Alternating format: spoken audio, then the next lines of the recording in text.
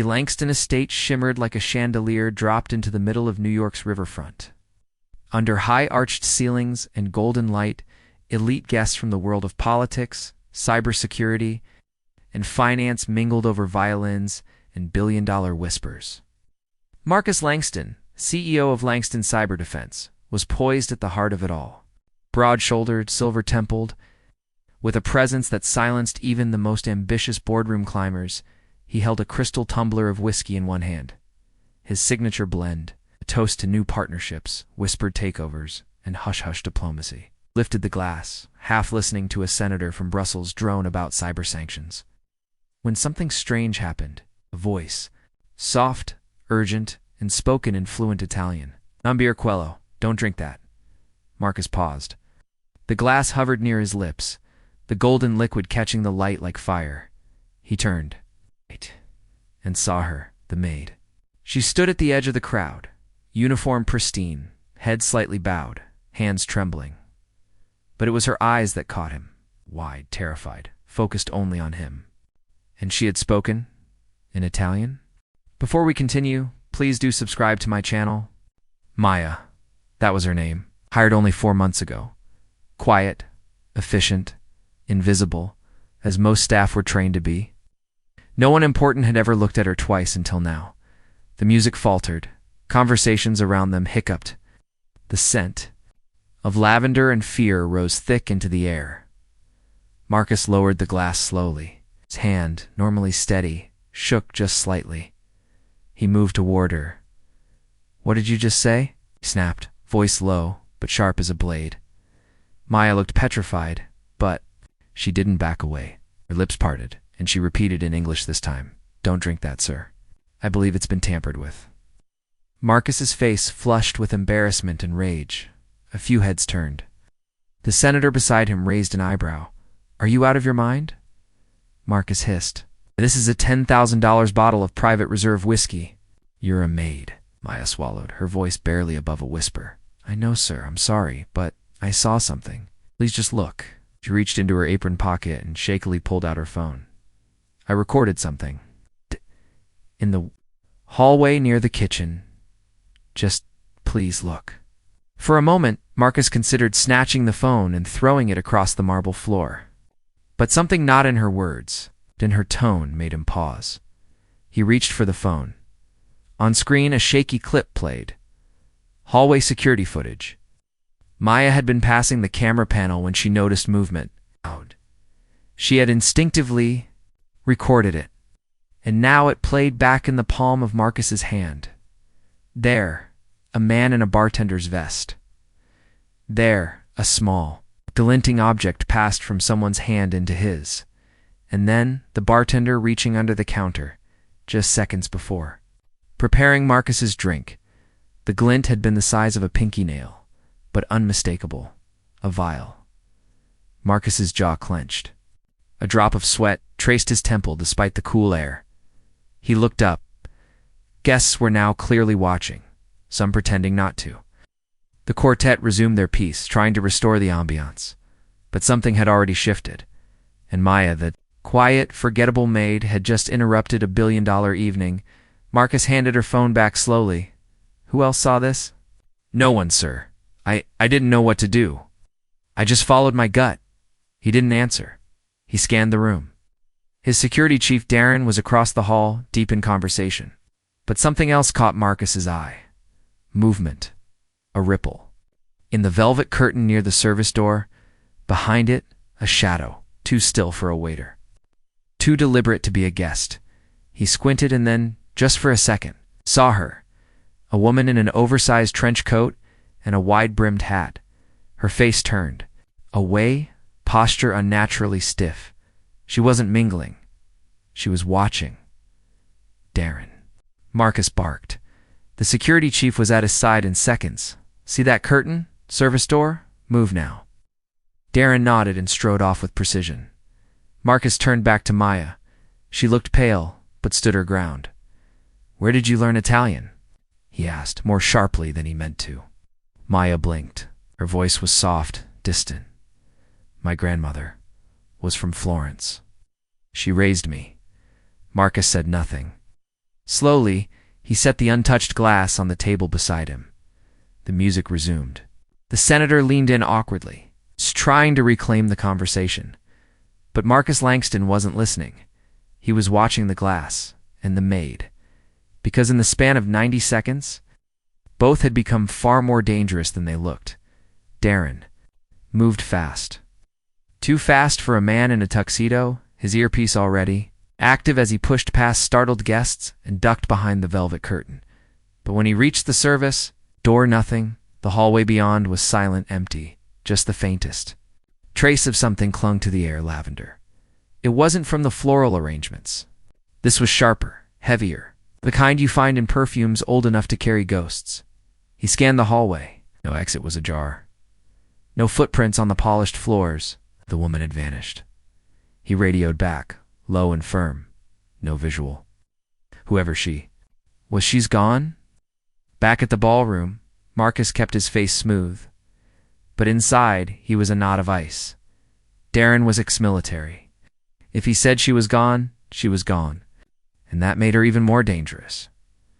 Marcus glanced at Maya again, this time with a new lens.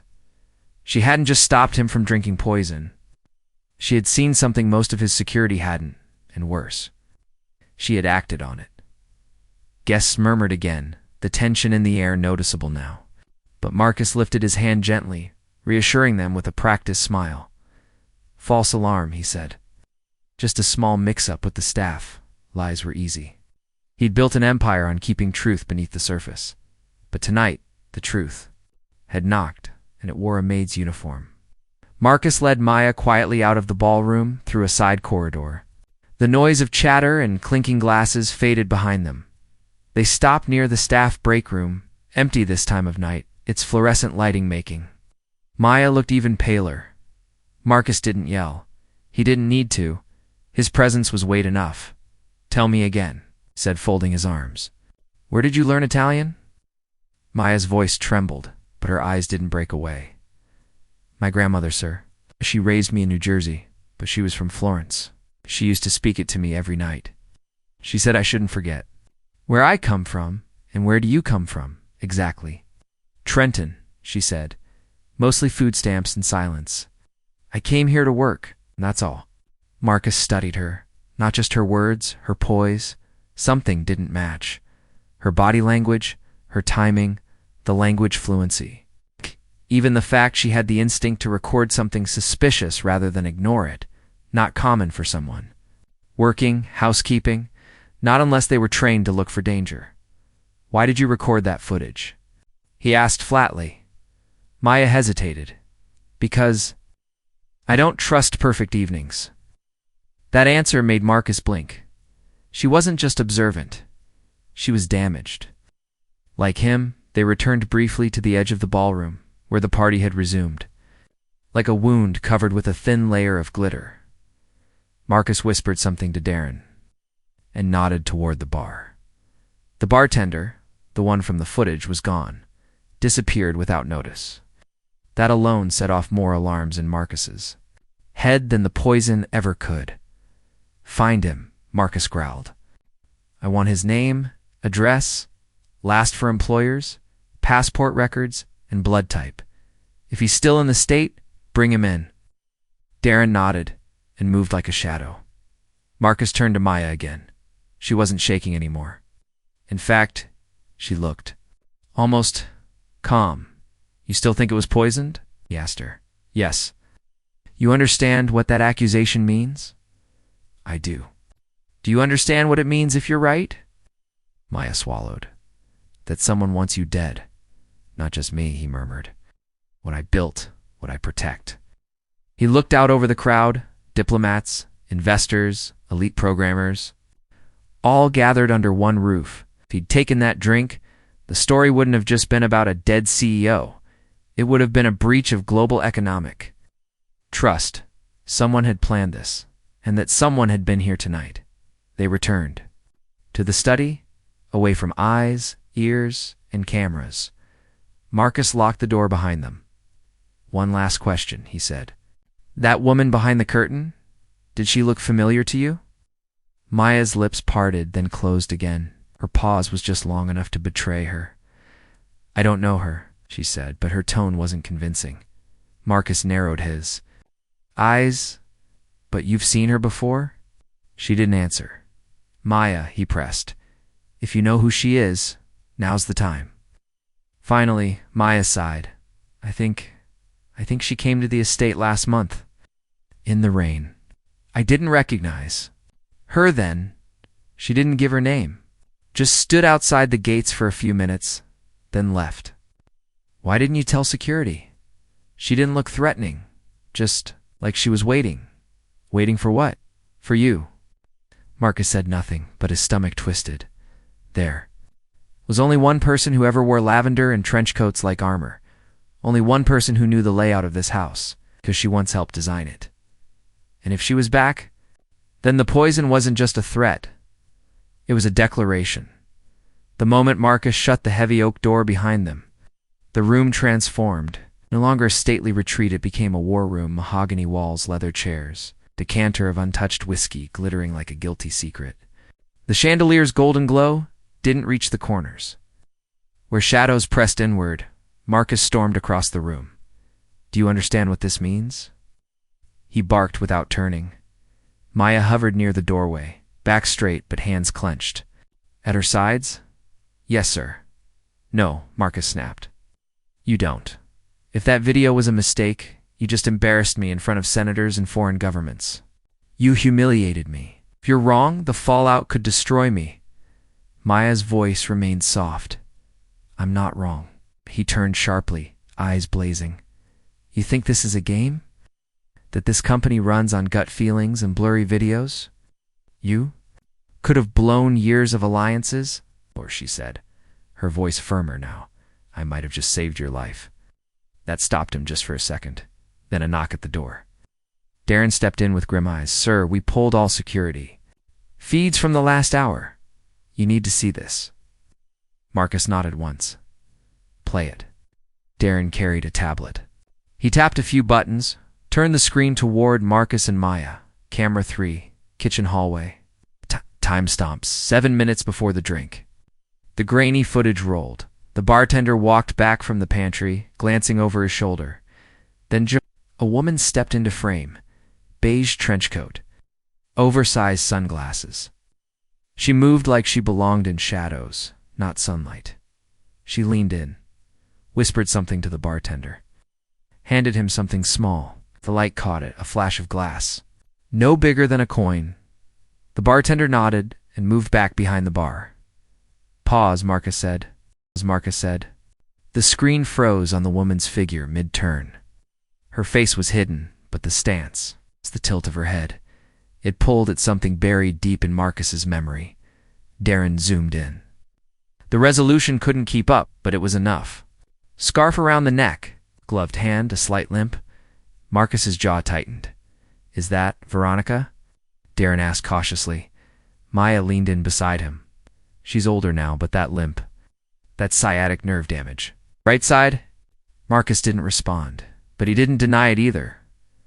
"Pull up rear exit cams," Marcus ordered, stepping away from the screen like it had burned him.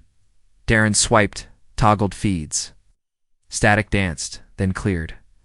A side corridor came into view. Camera 6, there, the same trenchcoat figure slipping through the staff hallway toward the back. Then, nothing. She knew where the blind spots were, Maya murmured. Where the cameras wouldn't catch her face.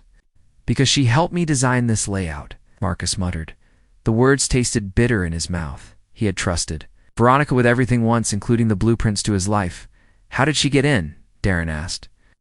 "She's not on any guest list. She wouldn't need a name," Marcus said darkly. "She has contacts, people in catering. Or she could have come through the gardens. That fencing hasn't been updated in 5 years." He turned to Maya again, eyes narrow. "And you? How do I know you're not part of this?" Maya didn't flinch. "If I were," she said quietly, "you'd be dead already." The silence after that was sharp, like glass just before it shatters. Then, Marcus chuckled one dry, humorless sound. "That's the most honest thing anyone's said to me in years." Marcus moved to his desk. From a locked drawer, he pulled out a small black velvet box. He handed it to Maya without ceremony. She opened. ITA sleek access card. Navy blue, marked with a discreet gold emblem. Langston's highest clearance. "What is this?" she whispered.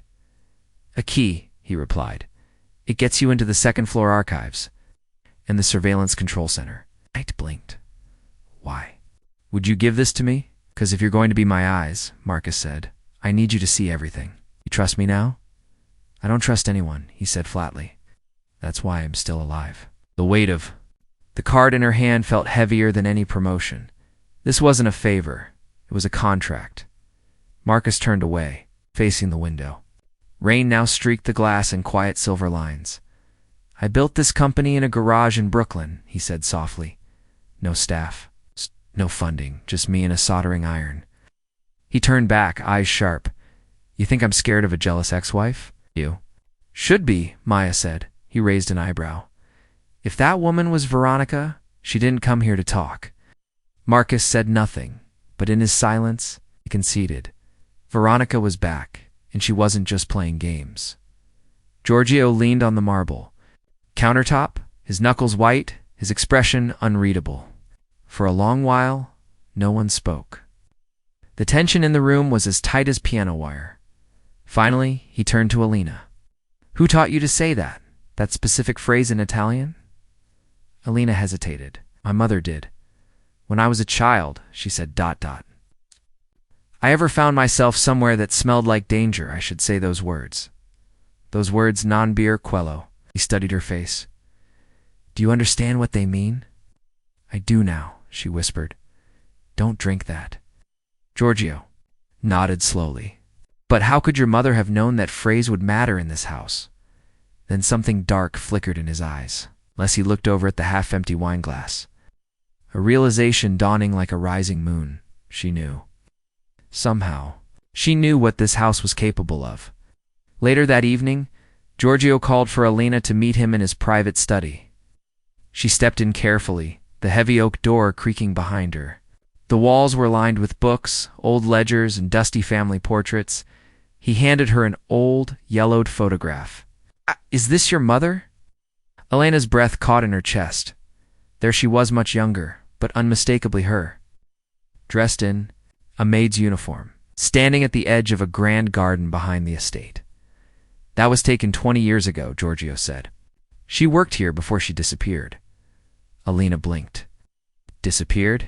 He nodded. "No one filed a report. But one day she was just ... gone. My father said she had returned to the city, but we never heard from her again." Tears welled. In Elena's eyes, "She never told me she worked here. Maybe she couldn't." Giorgio lowered his voice.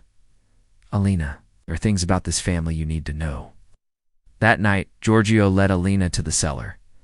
"I shouldn't show you this," he said, "but I owe it to you and to your mother." The air grew colder as they descended, the stone steps damp beneath their feet. The walls were lined with old wine racks. Giorgio walked past them all to a hidden panel behind a large crate. With effort, he pushed it open, revealing a narrow passageway lit by weak bulbs. At the end was a locked metal cabinet. He removed a small key from his pocket and opened it. Inside were files, dozens of them. Staff records, letters, contracts, and a thick, dusty folder labeled "Irregular Terminations, Confidential." Alina opened the folder. Her hands trembled. Inside were documents about her mother. Disciplinary warnings she never spoke of. Notes about her questioning behavior, and a final letter marked "Terminated after breach of confidentiality." "Regarding household beverages," Giorgio whispered. They knew she suspected something, and they silenced her. The next morning, Alina stared at the vineyards with new eyes. The rolling hills, the sweet smell of grapes, it all felt poisoned. Now, she walked into the wine processing barn alone, passing barrels marked with codes she couldn't decipher. Then, a faint sound. Someone else was there. She turned the corner and found herself face to face with Mr. Renzo, longtime sommelier and family advisor. He was holding a small vial, a clear liquid. His eyes narrowed. "You weren't supposed to be down here, Alina." Her voice didn't tremble. "What's in the wine?" Renzo smiled, cold, calculated, not enough to kill immediately, just enough to quiet questions, especially when someone gets too curious. He stepped closer, but your mother was clever, too clever, and it seems the apple doesn't fall far. Then he stopped, because behind Alina, Giorgio's voice cut through the silence. She's not alone. And this time, Giorgio had brought more than words. He had brought a plan. Renzo froze, his hand still gripping the vial, but his composure faltering. Giorgio stepped into view, followed by a local police chief and old friend from his military days, who had come at Giorgio's private request. Alina warned me, Giorgio said quietly, and I listened. The officer took the vial from Renzo's hand and carefully sealed it in an evidence bag. Renzo's eyes were defiant. You think the family name can survive this? Giorgio didn't flinch. The family name already died when it allowed poison to flow through its veins. It ends now. Renzo was escorted out. No resistance. Only that eerie calm of a man who knew he'd finally been caught.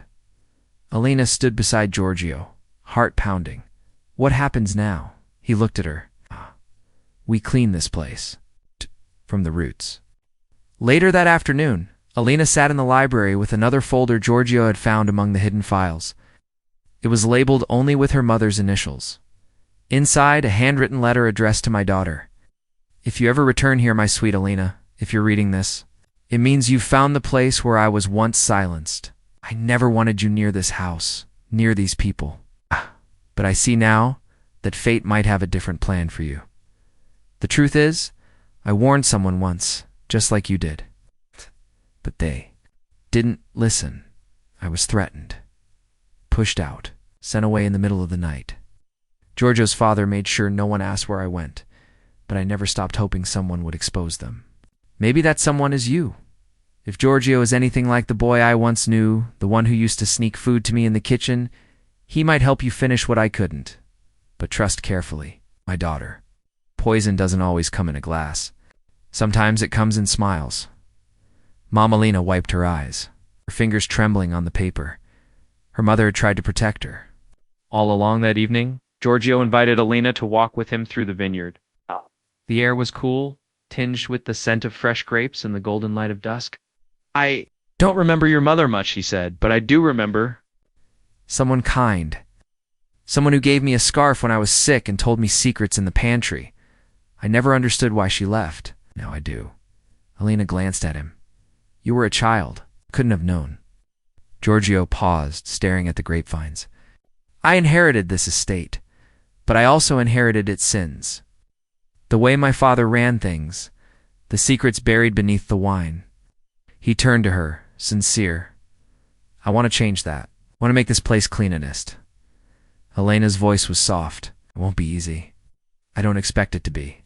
But I was given a warning in Italian, and it saved me. That alone is worth rebuilding everything around. They stood in silence, two legacies tangled in the same vineyard, one of rot, the other of redemption. Weeks passed, Arienzio was gone. The local authorities quietly began auditing the vineyard. Giorgio cooperated with every inquiry, offering full transparency. For the first time in years, the estate paused production. Alina was offered a formal position head of internal operations. She accepted with grace, but only on one condition. The estate would also sponsor a fund in her mother's name for housemaids in service. Workers facing abuse or wrongful dismissal, the new label on their wine read Vigna di Vereta, the vineyard of truth, at the estate's first harvest, after the scandal. Lena stood beneath a newly installed plaque Ring her mother. Giorgio raised a glass not, filled with wine, but with water. To the woman who whispered truth, and to her daughter who made the world hear it, Lena smiled.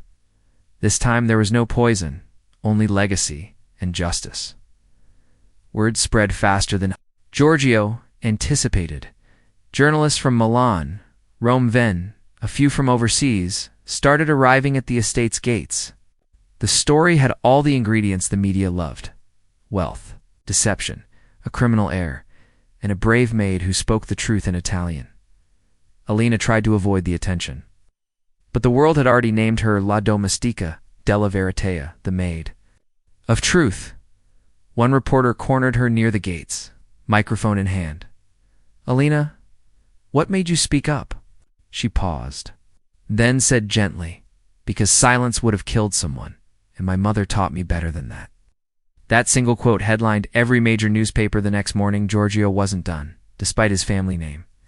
The Vineyards, corporate board, a group of powerful conservative investors, was furious. They didn't care about ethics. They cared about profit margins. Renzo's arrest had spooked shareholders. Inside a cold marble boardroom, Giorgio stood at the head of the table. One man scoffed. "You've tarnished the name. You let a maid tell you how to run your estate?"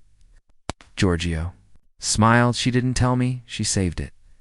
The room fell into stunned silence. Another woman leaned forward. "So what do you suggest? We just forgive the scandal?" "No," Giorgio said. "We make it our story. We market truth. The first estate in Italy that operates without secrets, where ethics is more than a brochure slogan." A third man rolled his eyes. "Who's going to buy into that fairy tale?" Giorgio placed a printout on the table. It showed thousands of pre-orders for the new wine label Vigna di Vereta. "Looks like everyone." Alina began receiving letters, not just fan mail, but real, heartfelt messages from maids, waitresses, and women across the world who had also warned someone and been ignored. One read, "You don't know me, but you gave me courage. I'm speaking to HR tomorrow. Thank you, Alina." Another simply said, "I watched my sister die because she wasn't believed. You changed that for someone else. Thank you, Alina." Saved every letter. She placed them in a wooden box and set it beside her mother's old scarf, tucked safely in her room. Truth had cost her everything, but it had given something priceless back. Her voice. One foggy morning, Alina returned to the small village chapel where her mother was buried. She knelt by the grave and whispered, "I read your letter. I wish I could have hugged you the day you wrote it." She placed a single bottle of Vigna di Vereta on the graves. "Just one, for you, the first person who warned them." A breeze moved through the trees, soft and warm, and in that quiet Alina could almost hear her mother's voice again, gentle, strong, proud. Weeks passed, and with them came a name that stirred old shadows. Luca, the half-brother no one spoke of. The one banished after a scandal that nearly tore the Moretti family apart a decade ago. Rumor had it he lived abroad, refusing inheritance, refusing titles, but he had once been the heart of the vineyard. The workers spoke of him with wistful respect now, after hearing of Renzo's arrest and Elena's warning. Luca had quietly returned. He didn't arrive in a black SUV or a tailored suit. He came in a dusty jacket, guitar slung over his shoulder, and eyes that looked like they'd seen too much of the world. When Alina met him, she froze. He smiled. Gently, "You're the one who saved Giorgio." "No," she whispered. "I just told the truth." Same thing. That night, over wine and candlelight in the main courtyard, Giorgio made an unexpected announcement. "I want Alina to be part of the estate's leadership." The board murmured. Alina blinked, stunned. "Me, you've proven you care about this place more than anyone who inherited it," Giorgio said. "You knew what no one else dared to believe. You've earned a voice." "But I was a maid," she said softly. Giorgio raised a brow. "You were the maid who saved my life. Now, you're more." She hesitated, then nodded, not because she wanted power, but because she could finally use her voice for others like her. Alina sat beside Luca at a small table set under olive trees. Giorgio had gone to Rome for a press conference, leaving Luca behind to support the estate's relaunch. "You seem comfortable here," Alina observed. "I helped build the old winery with my own hands," Luca said, sipping wine. "Before they pushed me out." Alina looked up, curious. Why did they? "I loved someone they didn't approve of. A chef, a man. That was enough back then." Alina exhaled. "I'm sorry." He smiled faintly. "Don't be. Sometimes the world breaks you so it can hear the sound you make after." She liked that. Quietly, she raised her glass to him, to the broken. He clinked his glass. "To the ones who speak anyway." Just as the estate began to heal, another ripple spread. Renzo had made bail. But he didn't return to the vineyard or to Milan. Instead, he arranged a press conference in Florence. No cameras, just one journalist. In one sentence, if she had stayed silent, none of this would have happened. That one line turned the world upside down again. Hate began to whisper in Lena's inbox. Accusations, lies, fake stories. But Lena didn't respond. She didn't need to, because Luca did. In an open letter, printed on the estate's new wine label. He wrote, "This vineyard has survived wars, storms, and silence. But it will not survive lies. And Elena's truth is now part of our soil." Giorgio returned from Rome with a quiet expression and placed a folded document in Elena's hand. "I asked the consulate to look into your surname," said gently. Elena's fingers trembled as she opened it. Inside was a name, Elena. Bianchi de Laurentesson, a footnote linking her to a woman who once taught languages at the University of Florence. "Her mother, she fled Italy after your father died mysteriously," Giorgio said. "We found records. She was targeted." Tears stung Elena's eyes. She used to speak in code. Whisper warnings in Italian at the market when men followed. "Us." Giorgio's voice softened. "That's why you said it. Don't drink that. Don't drink that tit." Wasn't just instinct. It was legacy. That week, a major charity auction was held at the estate, its first under Elena's co-guidance. Everyone came. Celebrities, diplomats, journalists, even rivals. Elena wore a deep emerald dress, her curls pinned softly, and a thin gold bracelet. On her wrist, her mother's. When it came time for the ceremonial toast, Giorgio raised his glass. To truth. And to those brave enough to speak it, even when no one listens. Elena raised hers too, but just as the glasses clinked, she caught a flicker of movement, a waiter's hand shaking. A bottle swapped too quickly. She paused, and once again, she said it. "Don't drink that."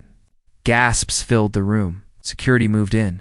Elena took the bottle, sniffed it. Giorgio watched her, frozen not with fear this time, but with trust. A test confirmed it later.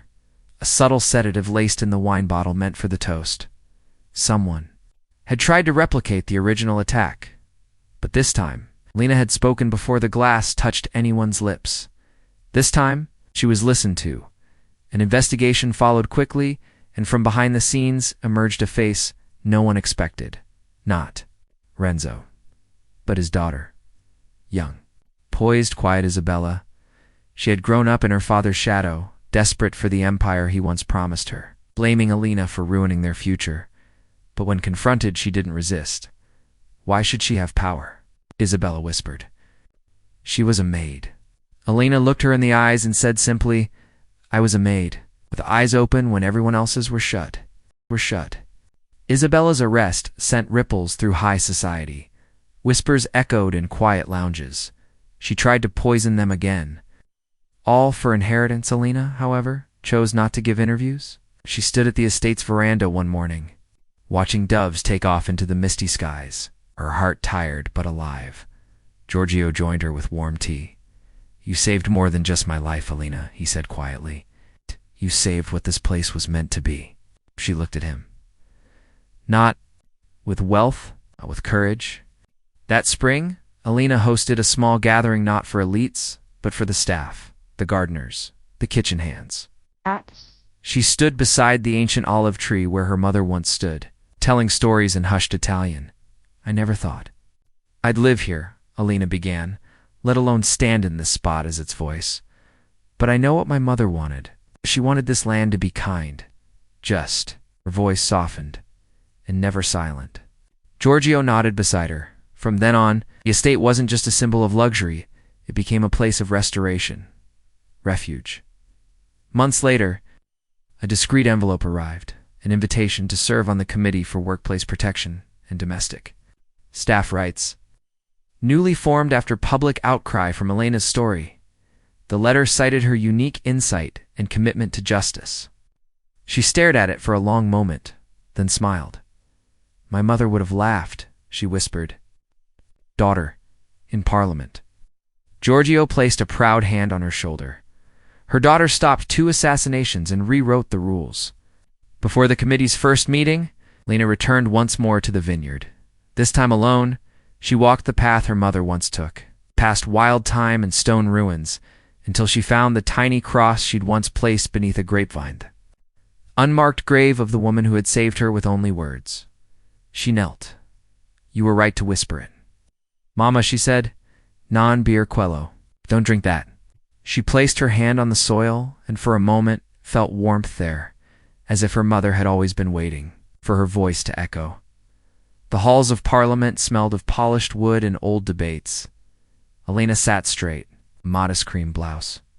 Tucked under her navy blazer, her mother's journal resting in her lap. She wasn't a politician. She wasn't born into power. But when she spoke, the room stilled. We don't often think of maids, nannies, cooks, till it's too late, until one of them dies or saves a life. She glanced around.